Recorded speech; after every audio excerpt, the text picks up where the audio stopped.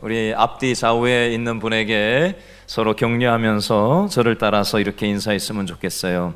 하나님은 당신의 마음을 알고 계십니다. 인사해 주세요. 하나님은 당신의 인생의 목자가 되십니다. 인사해 주세요. 손을 한번 지그시 잡아주시고 잘 오셨습니다. 인사해 주세요. 어제 미국의 트럼프 대통령이 1박 2일간의 일정으로 우리나라를 공식 방문했습니다. 그런데 112년 전에 먼저 이 땅을 밟은 미국 여성이 있었습니다. 이 여성은 지금도 이 땅에 우리와 함께하고 있어요. 서울 마포구 합정동에 있는 양화진 선교사 묘비 중에 루빅 라헬 캔드릭 선교사라는 묘비에 새겨져 있는 글귀를 제가 읽어드리겠습니다. 만일 나에게 바칠 수 있는 1000개의 목숨이 있다면 그것을 모두 한국을 위해 바쳐질 것이다.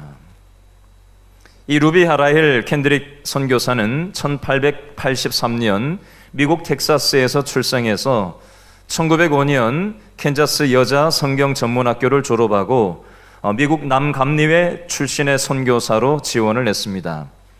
그런데 나이가 너무 어리다는 이유로 2년 동안 기다리게 했다가 1907년 9월에 조선 땅에 선교사로 와서 황해도 개성의 한영학원에 교사를 했고 개성의 남부감리교회에서 주일학교 교사로 일을 했었습니다. 캔드릭 선교사가 조선에 와서 제일 먼저 해야 할 일은 말을 배우고 선교를 준비하는 일이었는데 말은 통하질 않았지만 조선 사람들에 대한 사랑이 얼마나 대단했는지 사람들하고 이게 서로 통했다고 합니다. 그러나 그 다음 해 1908년 8월 15일 급성 맹장염에 걸려서 만 25세의 젊은 나이로 미처 선교의 꽃을 피우지 못하고 하나님의 부르심을 받게 되었습니다. 비록 짧은 기간 동안의 선교 사역이었지만 조선의 영혼들에 대한 사랑과 선교사로서의 희생적인 마음가짐은 남달랐고 이 사연에 감동한 20여 명의 미국의 젊은이들이 이 여자 선교사를 대신해서 조선 땅에 선교를 결심하고 이 땅에 오게 되었다고 합니다. 캔드릭 선교사가 죽기 전에 미국에 있는 부모님들에게 보낸 편지를 지난번에 제가 소개한 적이 있는 것 같은데 한 번 더 소개해 드리도록 하겠습니다. 아버지 어머니, 조선은 점점 박해가 심하여 가고 생활 환경은 너무나 열악합니다. 3일 전에도 내가 아는 교인이 관가에 끌려가 순교를 당했습니다. 이 땅은 토마스 선교사가 목이 잘려 순교당하고 제임스 홀 선교사가 순교한 땅입니다. 지금 박해가 너무 심해 철수하라는 선교부의 지시가 있으나 대부분 선교사는 순교할 각오로 머무르고 있습니다. 이곳 조선에 오기 전에 집들에 심은 꽃들이 활짝 피었다는 소식을 들었을 때에 너무 집이 그리웠습니다. 이곳 조선은 참 아름다운 곳입니다. 모두들 하나님을 알려는 사람들 같습니다.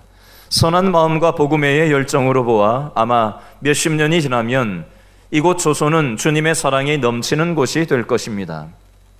아버지 어머니, 어쩌면 이 편지가 마지막이 될 수도 있을 것입니다. 제가 이곳에 오기 전 뒤뜰에 뿌렸던 하늘의 씨앗으로 인해 이제 내년이면 꽃으로 가득하겠고 또 다른 씨앗들을 만들어낼 것입니다. 저도 이곳에서 작은 씨앗이 될 것입니다. 제가 씨앗이 되어 이 땅에 묻혔을 때에 언젠가 하나님의 시간이 되면 조선 땅에는 많은 꽃들이 피어나고 그들도 또한 여러 나라의 씨앗이 될 것입니다.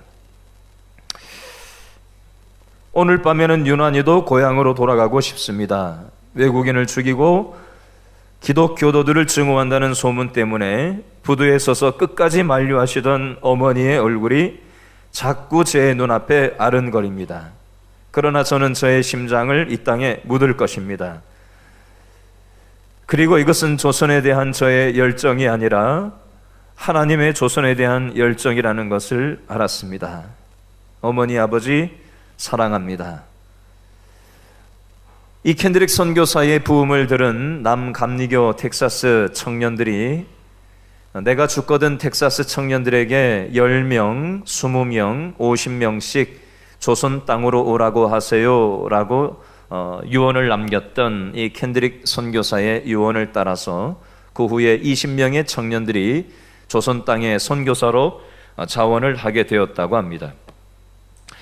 켄드릭 선교사는 조선 땅에 수많은 현재 우리나라에 이런 많은 교회가 생겨지고 교회 십자가가 생기고 많은 이 땅에 교인들이 생기는 것을 보지 못하고 죽었습니다. 그러나 믿음의 눈으로 하나님이 조선 땅 가운데 하실 일들을 바라보았을 것입니다. 합정동에 있는 양화진 묘지에 있는 묘비의 글귀를 제가 다시 한번 읽어드리겠습니다. 만일 나에게 바칠 수 있는 1000개의 목숨이 있다면 그것은 모두 한국을 위해서 바쳐질 것입니다. 오늘 읽은 본문에도 세 사람의 죽음에 대해서 이야기하고 있습니다. 여호수아서 24장 29절부터 33절에 보면 세 사람의 이름이 나오는데 다시 한번 읽어보면서 어떤 사람들의 이름이 나오는지, 그리고 이 사람들의 이름 뒤에 어떤 땅에 장사 지내게 되었는지를 찾아보시면서 한 번 더 읽어보면 좋겠습니다. 자, 먼저 첫 번째 29절과 30절에 첫 번째 사람의 이름이 나오는데 어떤 땅에 이 사람이 장사 지내게 되었는지를 찾아보시면서 29절, 30절 말씀을 다시 한번 읽어보겠습니다. 다 같이요. 시작. 2일 후에 여호와의 종 눈의 아들 누구라고 나오죠? 여호수아. 동그라미 해놓으세요. 여호수아 첫 번째 인물입니다. 여호수아가 110세의 죽음에 30절 그들이 그를 어느 땅에 그의 기업의 경내 딥낫세라의 장사라는 말에 동그라미를 해놓으시죠. 딥낫세라에 장사하였으니 딥낫세라는 에브라임 산지 가스산 북쪽이었더라. 자, 첫 번째 인물 누구죠? 여호수아가 장사되었는데 어느 땅에 장사되었다고요? 그의 기업의 경내 딥낫세라라는 땅에 장사되었다라고 되어 있습니다. 두 번째 인물 32절 말씀 다 같이 읽어볼까요? 시작. 또 이스라엘 자손이 애굽에서 가져온 무엇을? 요셉의 뼈를 어디에? 세겜에 장사하였으니 이곳은 야곱이 베크시타를 주고 세겜의 아버지 하몰의 자손들에게서 산 밭이라. 그것이 요셉 자손의 기업이 되었더라. 32절 두 번째 인물 누구지요? 요셉. 어디에다가 장사했어요? 세겜이라는 땅에 장사했습니다. 세 번째 인물 33절 다 같이 시작. 아론의 아들 누구요? 엘르아살. 동그라미. 엘르아살도 죽음에 그들이 그의 아들 비느하스가 어느 땅? 에브라임 산지에서 받은 산에 장사하였더라. 아멘. 자, 29절 30절에 나오는 여호수아와 그 당시 대제사장이었던 엘르아살이 비슷한 시점에 장사 지낸 바 되었습니다. 그 땅은 어디였냐? 여호수아는 땅을 받은 기업의 경내 딥낫세라라는 지역이었고요. 33절에 엘르아살은 에브라임 산지에서 받은 산에 각각 장사 지낸 바 되었다라고 되어져 있습니다. 조금 더 이해를 돕기 위해서 설명을 추가하면 하나님께서 모세의 믿음의 바톤을 뒤이어서 여호수아한테 믿음의 바톤이 넘겨지고 이스라엘 백성들은 영적인 믿음의 지도자였던 여호수아와 함께 요단강을 건너서 믿음의 약속의 땅인 가나안 땅에서 7년 동안 믿음의 정복 전쟁을 하고 난 다음에 12지파가 각각 믿음의 땅을 분배받게 됩니다.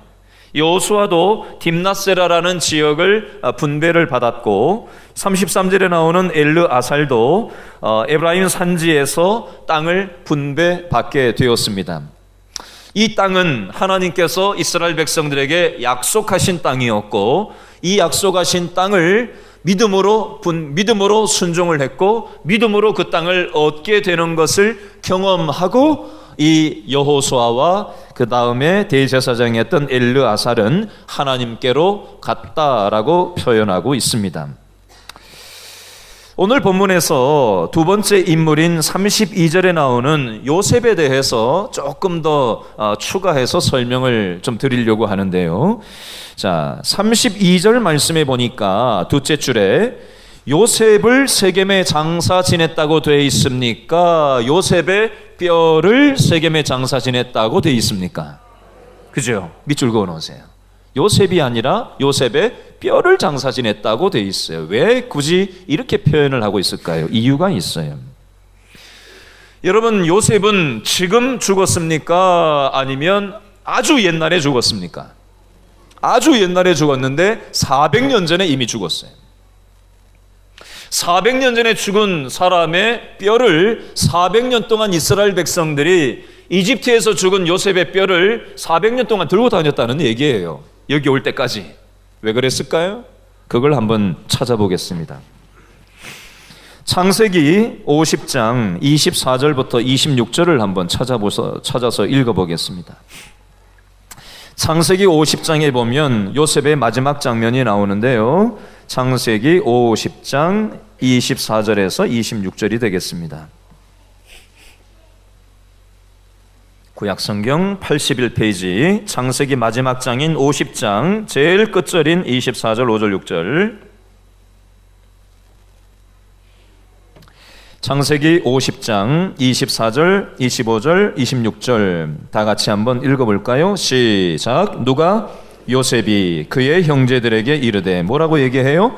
나는 어떻게 될 거다? 죽을 것이나 누가? 하나님이 당신들을 어떻게 하신다? 돌보시고 당신들을 어디에서? 이 땅 애굽 이집트에서 인도하여 내사 누구? 아브라함과 이삭과 야곱에게 뭐 하신 땅? 맹세하신 땅 가나안 땅에 이르게 하시리라 하고 25절 요셉이 또 이스라엘 자손에게 맹세시켜 이르기를 누가? 하나님이 어떻게? 반드시 누구를? 당신들을 어떻게 해요? 돌보시리니 당신들은 여기서 내 해골 뼈를 메고 올라가겠다 하라 하였더라. 26절 요셉이 110세의 죽음에 그들이 그의 몸에 향 재료를 넣고 애굽 이집트에서 입관하였더라.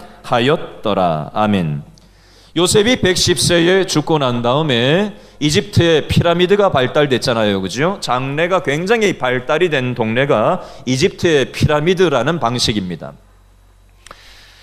이 미이라로 만드는 이 특별한 기술이 그 당시에 이집트에 발달을 해서 요즘 이집트에 참 이 피라미드가 아직까지도 화제가 되고 있는데요. 아마 요셉이 또 110세에 죽고 나서 70일 동안 향재료를 각종 향재료를 통해서 미이라 상태로 입관을 마친 다음에 미이라 상태로 만들어서 이것을 한 400여 년 동안 이스라엘 백성들이 애굽에서 출애굽에서 홍해를 가르고 또 광야 40년을 거쳐서 또 이 가나안 땅에 들어와서 여호수아 1장부터 24장까지 믿음의 전쟁을 하고 12지파가 땅을 분배하고 나서 여호수아가 110세가 되어서 죽기까지 요셉의 뼈를 계속해서 이스라엘 백성들이 가지고 다니면서 요셉이 약속의 땅인 가나안 땅에 내가 묻힐 거니까 하나님께서 그 땅에 이스라엘 백성들을 출애굽하셔서 그 땅에 가게 하실 것이니까 반드시 가게 하실 것이니까 내 뼈를 그 하나님의 약속의 땅 가나안에 묻어 달라고 자기의 형제들 이스라엘 백성들에게 명하는 장면이 창세기 50장 24절 25절 26절을 방금 우리가 읽은 겁니다. 창세기 5장 26절에 보니까 입관만 했지 아직 발인을 하지 않았어요. 묻지 않았습니다. 그 뼈를 그냥 들고 다닌 거예요. 수백 년 동안. 또 하나 출애굽기 13장 19절 말씀을 한번 읽어볼까요? 출애굽기 13장 19절 말씀. 이스라엘 백성들이 430년 동안 이집트에 종살이를 하다가 하나님이 민족의 지도자 모세를 준비시키셔서 출애굽하는 과정에 모세가 이스라엘 백성들을 이끌었지요. 출애굽기 13장 19절 말씀에 보면 이 모세가 이스라엘 백성들을 출애굽하고 광야로 이끄는 과정 중에 요셉의 뼈를 갖고 다녔다는 표현이 출애굽기 13장 19절에 보면 나옵니다. 출애굽기 13장 19절 말씀 다 같이 읽어볼까요? 시작. 누가 모세가 무엇을 요셉의 유골 뼈를 가졌으니 왜요? 이는 요셉이 이스라엘 자손으로 단단히 맹세하게 하여 이르기를 누가 하나님이 반드시 너희를 찾아오시리니 너희는 내 유골 뼈를 여기서 가지고 나가라 하였음이더라. 아멘. 좀 전에 창세기 50장 24절, 25절, 26절에 했던 말씀이 연결되는 부분이 되겠습니다. 요셉의 마음속에는 하나님께서 아브라함에게 약속하시고 그 아들 이삭에게 약속하시고 그 아들 야곱에게 약속하시고 그 아들 요셉인 자신한테 약속하셨던 약속의 땅인 가나안 땅에 우리 이스라엘 백성들이 하나님의 시간이 되면 언젠가는 가게 될 것에 대한 믿음의 약속에, 하나님의 약속에 대한 믿음의 확신이 있었어요. 현재 요셉은 이집트 애굽에서 이스라엘 백성들이 포로로 노예 생활로 430여 년을 머물고 있지만 언젠가는 하나님께서 약속의 땅에 이르게 하실 것을 믿었고 자기는 지금 110세에 죽고 끝나지만 자기의 뼈를 하나님의 약속대로 약속의 땅에 자기 뼈를 묻어달라고 믿음의 얘기를 하고 있는 거예요. 내 뼈만 거기 묻힐 것이 아니라 너희들이 거기 가야 묻히는 거니까 하나님의 약속은 언젠가는 하나님의 시간이 되면 성취된다라는 믿음의 마음이 요셉에게 있었다라는 것입니다.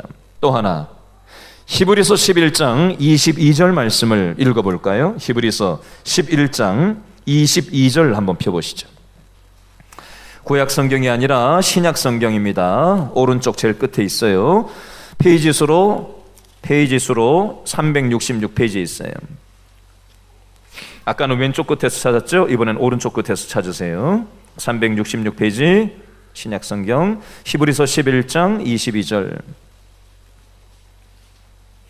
히브리서 11장은 믿음장이라고 하는데요, 각종 믿음의 사람들이 소개되고 그 사람들의 믿음에 대해서 소개하고 있는데 히브리서 11장 22절 말씀에 요셉의 뼈에 대해서 얘기하는 장면이 또 나옵니다.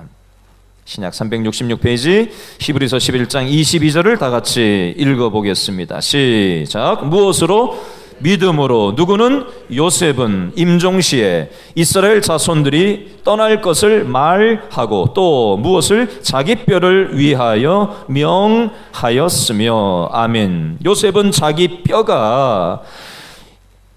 뼈를 들고 이스라엘 자손들이 이집트의 430년 종살이로부터 출애굽에서 언젠가 하나님의 때가 되면 믿음의 약속의 땅인 아브라함에게, 이삭에게, 야곱에게, 자신에게 약속하셨던 그 땅에 언젠가는 하나님의 때가 되면 가게 될 것을 믿었고, 자기는 죽지만 여전히 지금 문제가 해결되지 않았지만 여전히 종살이를 하고 있는 이스라엘 백성이지만 언젠가는 하나님의 약속대로 될 줄로 믿는 믿음이 요셉에게 있었습니다.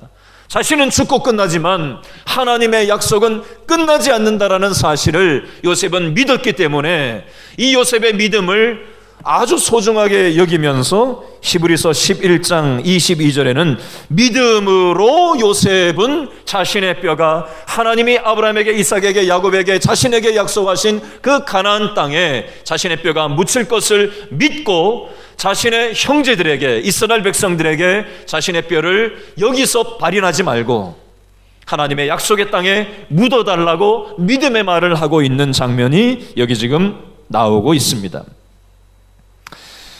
여러분, 저와 여러분도 원리적으로 봤을 때 똑같은 이치가 있다라는 사실을 하나 좀 원리를 좀 점검을 하고 지나갔으면 좋겠어요. 여러분, 저와 여러분도 믿음 생활이라는 걸 해요. 그렇죠? 우리로 치면 아브라함만 교회 다닌 거 아니에요. 아브라함이 그 당시 뭐 교회가 있어서 교회 다닌 건 아니지만 우리가 이해할 수 있는 언어로 제가 얘기하는 거예요. 아브라함도 우리처럼 교회 다녔어요. 그 아들 이삭도 우리처럼 교회 다녔다고요. 이삭 아들 야곱도 우리처럼 교회 다녔어요. 그 아들 11번째 아들 요셉도 우리처럼 교회 다녔어요. 여러분, 교회 다니면 설교를 들으면 믿음의 생각이라는 게 딱 들어옵니다. 우리는 세상에 가서 장사하고 직장생활하고 가정생활 정신없이 하다 보면 우리 생각은 세상의 정신이 들어와서 세상의 생각과 세상의 마음이 우리를 지배하게 돼 있어요. 그런데 교회 와서 성경 말씀을 듣고 찬송을 부르고 기도를 하다 보면 세상 정신에 빠져 있었던 우리의 생각과 마음이 하나님의 믿음의 생각과 믿음의 마음으로 하나님이 뒤바꾸어 주시는 거예요. 아브라함도 자기 아버지 따라서 갈대아 우르 지역에서 달신을 숭배했던 그런 사람이었어요. 무속신앙 섬겼던 사람이었어요, 우리로 치면. 근데 하나님이 그 아브라함을 불러가지고 하나님의 약속을 주셨어요. 가나안 땅으로 가라. 그래서 다 내팽개치고 가나안 땅으로 간 거예요. 하나님 안 믿던 사람이, 안 믿던 아브라함이, 하나님 안 믿던 저와 여러분이 이제 하나님을 믿고 믿음의 생각을 가지고 믿음의 마음을 가지고 교회 나오는 사람으로 바뀌었다는 얘기예요. 그죠? 이삭도 아버지 따라서 교회 다녔어요. 야곱도 아버지 이삭 따라서 교회 다녔어요. 요셉도 아버지 야곱 따라서 교회 다녔다고 이해하시면 이해가 쉬울 거예요. 근데 여러분, 우리가 교회 다녀보면 때로 믿음의 생각대로 우리의 현실이 그대로 될 때도 있지만, 기도한 대로 기도가 응답되는 것처럼 느껴질 때도 있지만, 교회 다니고 기도는 하는데 그 기도가 응답되지 않는 것 같고, 내가 원하는 때에 내가 원하는 방식으로 일이 풀려지지 않을 때 하나님 살아계신 거 맞나? 하나님 살아계시다면 왜 내 인생에 지금 이런 어려움이 있는 건가? 이해가 되지 않을 때가 있어요. 도대체 하나님의 때는 언제인가? 왜 이런 시간이 나한테 있어야만 하는가? 우리는 이해가 되지 않을 때가 있다고요. 여러분, 요셉이 아브라함에게 주셨던 약속, 이삭에게 주셨던 약속, 야곱에게 주셨던 약속이 반드시 있는데 현재 요셉은 110세가 돼서 지금 죽는단 말이에요. 근데 자기 민족 이스라엘 백성들은 여전히 이집트라는, 요즘으로 치면 미국보다 훨씬 더 힘을 가진 그 당시 세계 최대 제국이 이집트, 애굽이었단 말이에요. 근데 이스라엘 백성들은 인구가 많이 불어나긴 했지만 한쪽 귀퉁이에서 그저 눈치 보면서 눈칫밥 먹고 있던 게 이스라엘 백성들이었어요. 하나님의 약속의 땅은 도대체 갈 기미가 보이지 않고, 이스라엘 백성들의 삶의 현실은 믿음의 약속과는 너무나도 동떨어진 삶의 현실의 어려움들에 빠져 있는데, 요셉은 110세고 이제 죽는단 말이에요. 그런 형편에서 요셉이 뭐라 그랬어요? 하나님의 약속대로 내 뼈를, 언젠가는 하나님의 때가 되면, 지금은 하나님의 약속이 이루어지지 않았지만, 기도응답이 이루어지지 않았지만, 하나님의 때가 되면, 하나님의 시간이 되면 하나님께서 내 뼈를 하나님의 약속하신 그 땅에 옮겨주실 거라는 믿음이 있었고, 그 믿음을 죽어가면서 자기 형제들에게, 이스라엘 백성들에게 그것을 부탁하고 입관으로 자신의 삶을 마무리하게 됩니다. 이해하기 쉬운 걸로 한번 얘기해 볼게요. 제가 지난번에 예를 들었던 적이 있는데, 영국에 조지 뮬러라는 선교사 목사님이 있어요. 고아들의 아버지다라는 애칭도 있는데요, 베스트셀러 기독교 서적으로 나와 있는데 5만 번 기도 응답받은 조지 뮬러라는 그런 책 제목이 있어요. 기도하는 대로 하나님이 엄청나게 많은 고아들을 먹일 것을 하나님이 사람들을 통해서 붙여주시고, 문제를 해결해 주시고, 수많은 기도를 응답받았다고 해서 기도 응답을 5만 번 받은 조지 뮬러, 이렇게 책 제목이 되어 있어요. 근데 이분도 기도가 응답되지 않은 게 있었어요. 자기 절친이 하나 있는데 이 친구가 그렇게 교회를 나오라고 얘기를 해도 교회를 안 나오는 거예요. 그래서 조지 뮬러가 죽을 때까지 이 친구가 교회 나오지 않았어요. 기도가 응답되는 걸 경험하지 못하고 죽었어요. 근데 나중에 이 조지 뮬러의 장례식에 절친이니까 이제 올 거 아니에요. 와봤더니 깜짝 놀란 거예요.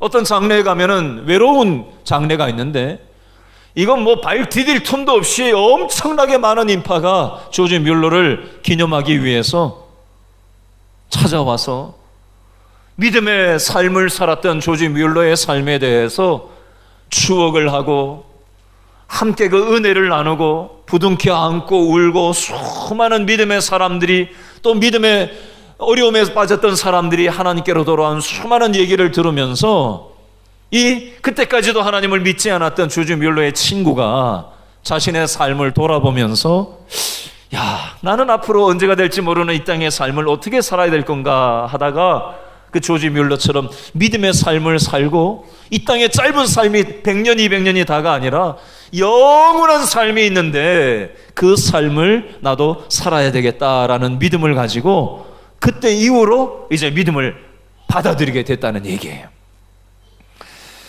여러분, 저와 여러분도 마찬가지 이치예요. 우리도 신앙생활을 하지만 내가 기도한 것이 하나님께서 원하시는 것과 다를 수가 있어요.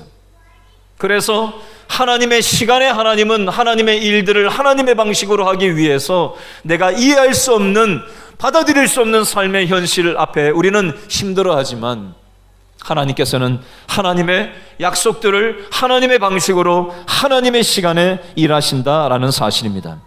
여러분, 오늘 본문 여호수아서 24장 좀 전에 읽었던 이 세 사람의 죽음을 통해서 우리가 첫 번째로 정리할 수 있는 것은 하나님께서는 하나님의 약속하신 것에 신실하셔서 하나님의 시간이 되면 하나님의 방법으로 하나님의 일들을 이루어 나가신다라는 사실을 여러분 믿음으로 받아들이시고, 요셉도 하나님의 약속이 전혀 이루어지지 않을 것만 같은 상황 속에서 죽어버렸지만 하나님께서 언젠가는 하나님의 시간이 되면 내 생각과는 다른 모든 것이 합력하여 하나님의 일들을 이루어 나가실 줄로 믿고 자기 뼈를 그 땅에 묻어달라고 얘기한 것처럼 하나님께서는, 약속하신 하나님께서는 반드시 하나님의 때에 하나님의 방법으로 우리의 삶을 합력하여 선을 이루실 줄로 믿고 포기하지 마시고 믿음의 걸음을 계속해서 걸어나가는 저와 여러분 다 되실 수 있기를 바랍니다. 이게 첫 번째 교훈이고요. 두 번째 교훈을 찾아보겠는데 여호수아 24장 31절 말씀을 한번 보겠습니다. 여호수아 24장 31절 말씀 제일 끝에 우리 핵심만 먼저 동그라미를 해놓고 난 다음에 본문을 읽어볼까요? 24장 31절 제일 끝에 뭐라고 돼 있어요? 누구를 섬겼더라? 여호와를 섬겼더라. 동그라미를 해놓으세요. 여호와를 섬겼더라. 동그라미. 자, 누가 여호와를 섬겼나? 31절을 한 번 더 읽어볼까요? 시작. 누가? 이스라엘 백성들이 여호수아가 사는 날 동안과, 두 번째, 여호수아 뒤에 생존한 장로들, 곧 여호와께서 이스라엘을 위하여 행하신 모든 일을 아는 자들이 사는 날 동안은 여호와를 섬겼더라. 아멘. 약간 불안감이 느껴지지 않습니까? 여호수아가 이제 죽고 이스라엘 백성들이 이제 뭔가 좀 신앙에서 이탈할 것만 같은 그런 조짐이 보이지 않습니까? 왠지 그런 걸 느끼게 해주고 있지 않아요? 이스라엘 백성들이 여호와를 섬기긴 섬겼는데 언제 섬겼냐? 여호수아가 사는 날 동안은 신앙생활을 잘했다는 거예요, 이스라엘 백성들이. 또 두 번째, 여호수아가 죽고 나서 그 뒤에 생존한 살아남은 장로들, 다른 말로 여호와께서, 하나님이 이스라엘 백성들을 위해서 어떤 일을 행하셨는지를 아는 자들, 본 자들, 함께 경험한 자들이 그래도 조금 살아있을 때는 간증을 좀 듣잖아요. 그때 내 인생 가운데 어려울 때 하나님이 이런 은혜를 주셨어요. 내가 그때 재정 문제로 힘들고 이런저런 일이 있었는데 그때 하나님께서 이렇게 기적적으로 역사하셨어요. 여러분, 좀 전에 제가 켄드릭 선교사 얘기를 했지만 1800년대 후반, 1900년대 초반 한국 교회에 평양 대부흥운동이 있었어요.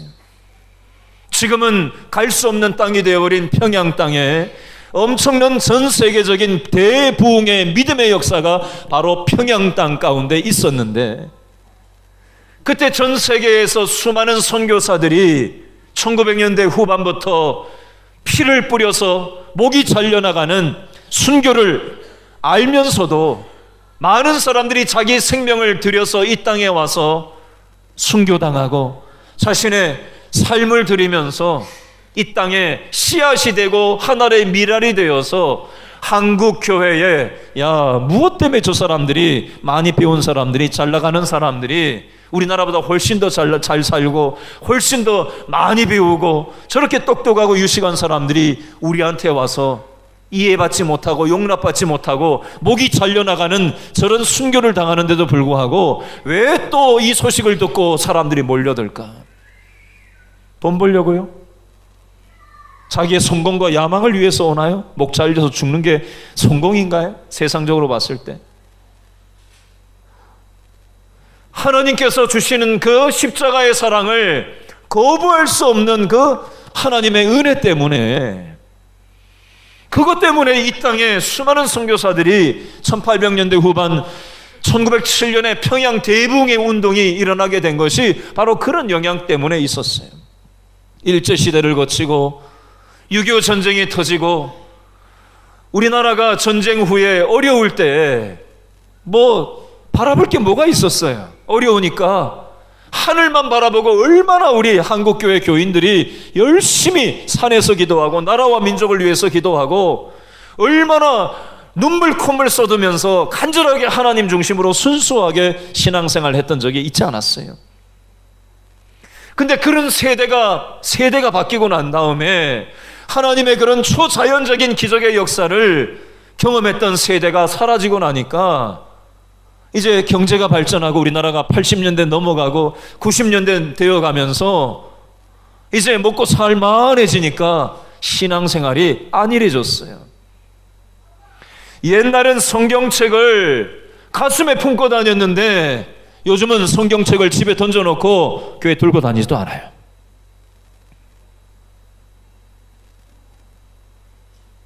핸드폰을 통해서 대충 찾고 하나님의 말씀을 가짜게 여기는 그런 세태가 되어버렸어요. 세상 사람들이 교회에 대해서 뭐라 하는 거는 괜찮지만 심지어 교회 안에 있는 사람들조차 교회에 대해서 팔짱을 끼고 뒷짐을 지고 그 마음의 태도로 바라보는 시대가 되어버렸어요.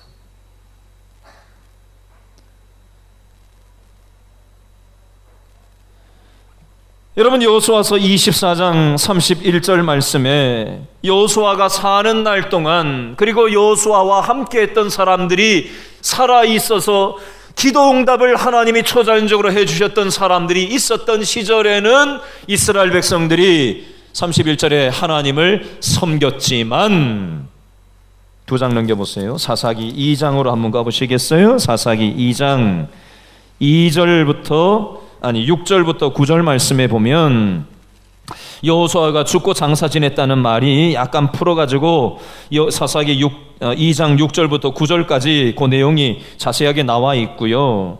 10절만 읽어보겠습니다. 사사기 2장 10절 다 같이 시작.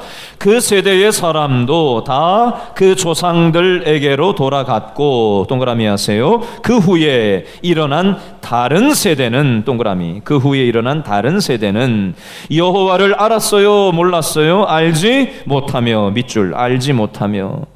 여호와께서 이스라엘을 위하여 행하신 일도 알았어요, 몰랐어요? 알지 못하였더라. 알지 못했다. 두 번이나 반복하고 있어요. 알지 못하며, 알지 못했다.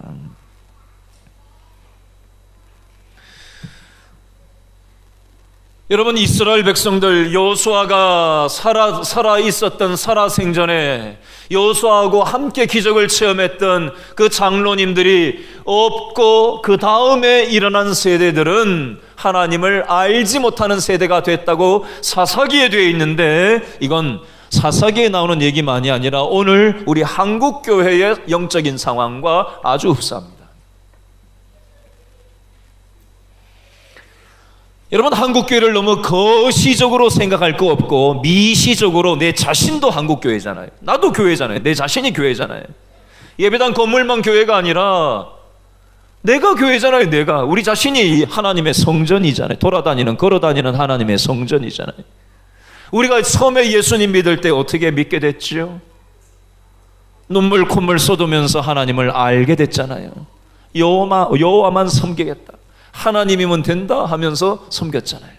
근데 요즘 혹시 아니라고 나태하게 종교 생활을 하고 있지는 않습니까? 교회를 왔다 갔다 하면서 하나님은 눈에 보이지 않고 사람만 보이고, 하나님이 하시는 일들은 느껴지지 않고 사람이 하고 있는 것만 바라보고, 저 사람이 왜 저러나 팔짱 끼고 어떻게 하나 보자 뒷짐지고 바라보고, 하나님을 바라봐야 되는데 사람을 보고 사람의 행태를 바라보고 종교생활을 우리가 하고 있지는 않는가.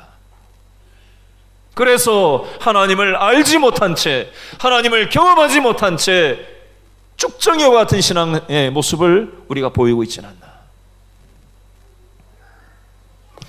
저는 이 말씀을 보면서 그런 생각을 저 자신에게, 한국교회에, 또 우리 교회에 한번 상황을 놓고 생각을 해봤어요. 여러분, 여호수아 24장 31절에 여호와를 섬겼더라라는 이 표현은 그 앞에 보면 여러 번 반복해서 여호와를 섬겼다는 표현이 계속해서 몇 번 반복적으로 나오는데, 그걸 먼저 동그라미를 쳐놓고 좀 설명을 이어가도록 하겠습니다.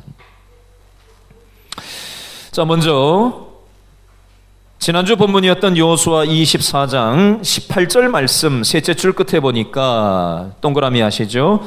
누구를 섬겼다? 여호와를 섬기리니 동그라미 하세요. 여호수아 24장 18절 셋째 줄 끝에 여호와를 섬기리니 동그라미. 두 번째 24장 21절 둘째 줄에 보니까 여호와를 섬기겠나이다 동그라미. 세 번째 24절에 보니까 둘째 줄에 여호와를 섬기고 동그라미 해놓으세요.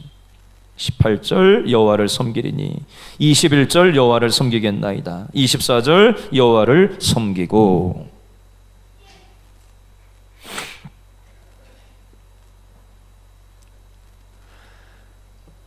여러분, 지난주에 우리가 여호수아 24장 1절부터 18절 말씀을 제가 설교를 하면서 24장 2절부터 13절 말씀은 이스라엘의 역사 속에서 하나님께서 어떻게 일하셨는지를 제가 그 인물들을 통해서 특징을 잡아서 설명을 좀 드렸었어요. 다시 한번 복습 겸해서 오늘 본문과 관련해서 잠깐 짚어보면, 여호수아 24장 2절로 13절 이스라엘 역사 중에 3절에 보니까, 24장 3절에 보니까 아브라함 동그라미, 4절 이삭 동그라미, 야곱 동그라미, 5절에 모세 동그라미 해보세요. 자, 이렇게 해놓고 설명을 좀 드려볼게요. 좀 전에 오늘 본문인 여호수아 24장 18절 여호와를 섬긴다, 21절 여호와를 섬기겠다, 24절 여호와를 우리가 섬기겠다고 이스라엘 백성들이 얘기하고 있는데, 과연 이스라엘 백성들이 하나님 여호와를 잘 섬겼을까요? 자, 여호수아 24장 3절에 나오는 아브라함이 말로는 믿음의 조상이라고 얘기하는데, 아버지 따라서 달신 섬기다가 하나님이 요즘으로 치면 교회 나오게 하셔서 하나님을 믿음으로, 하나님이 가나안 땅에 들어갈 것을 약속을 주셔서 그 약속 믿고 지금 믿음으로 살아가고 요즘으로 치면 교회 다니고 있는데, 아브라함이 믿음 생활 항상 잘했을까요? 아브라함은 거짓말을 잘했어요. 지난주 말씀드렸죠. 자기 살려고 자기 부인을 다른 남자한테 팔아먹은 게 아브라함이었어요. 참,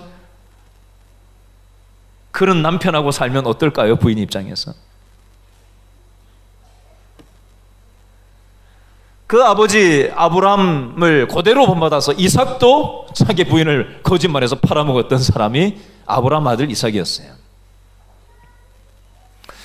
여러분, 하나님께서는 하나님의 일을 하나님이 직접 하시는데 누구를 통해서 하시냐면 사람을 통해서 하나님의 일을 하세요. 근데 이 세상에 완벽한 사람은 없거든요. 아브라함처럼 거짓말 잘해서 자기 살려고 자기 부인 팔아먹은 아브라함을 통해서 그 아버지 본받아서 이삭도 아브라함처럼 거짓말해서 자기 부인을 팔아먹으려고 하는 그런 사람임에도 불구하고 하나님이 이런 아브라함, 이런 이삭을 통해서 하나님의 약속을 이루는 통로로 사용했다는 사실이에요. 또 야곱은 어땠지요? 사기꾼이었어요. 아버지도 속여먹고 형도 속여먹고 그래서 된통당하죠. 삼촌 집에 도망갔는데 야반 도주를 했는데 삼촌은 더 사기꾼을 만나가지고 아주 그냥 혹독하게 그냥 치르고 도망쳐 나오고 야반 도주를 또 해나오죠.